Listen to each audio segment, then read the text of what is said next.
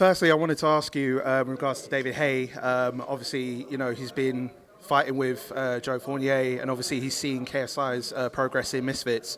In regards to boxers of his caliber, could we see? Because Mams has said about pro division in Misfits.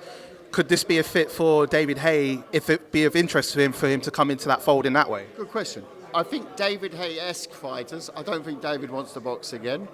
But I was fortunate enough to be working with David as a co-promoter in his career, promoted all his big fights, and he's a legend of the sport, future Hall of Famer. But I do believe there's a space for those sort of big names that either just finished, or on the verge of finishing, or have finished. So you're not far off. Okay. I just think it's the right example, but probably the wrong name. Right, okay. But you're thinking on the right levels, yes. Okay. I appreciate that. Yeah. And also I wanted to ask you, because it's been announced a few days ago that WWE and UFC have now merged with Endeavor, parent company to UFC. Obviously, JJ is prime sponsor with UFC.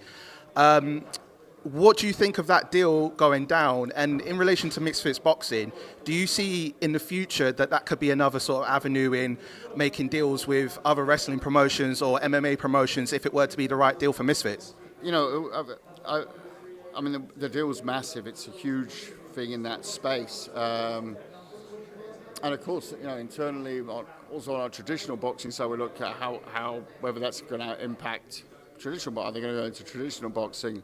At the moment, it doesn't. They're not going to roll the brands into one. So, it's not going to suddenly have a WUFC. It's not going to. I don't think they're going to go for that. I think it will just. Of course, it's just like the early stages of Misfits. The question is whether you're going to get people crossing over between the two. Yes. I'm not an expert on WWE or UFC. I would just imagine it's quite difficult at the level of UFC, which is professional mixed martial arts, to have a wrestler who are, I'm not saying that they can't do certain things in the UFC, especially wrestling is a big part of mixed martial arts. I'm aware of that, but at the same time, it is really very different. And they're phenomenal athletes, the WWE, but it's a different type of athleticism. So. It's a good question, and I guess only the future will tell us. I'm certainly not going to try and predict it, but it's certainly an exciting industry move, yeah.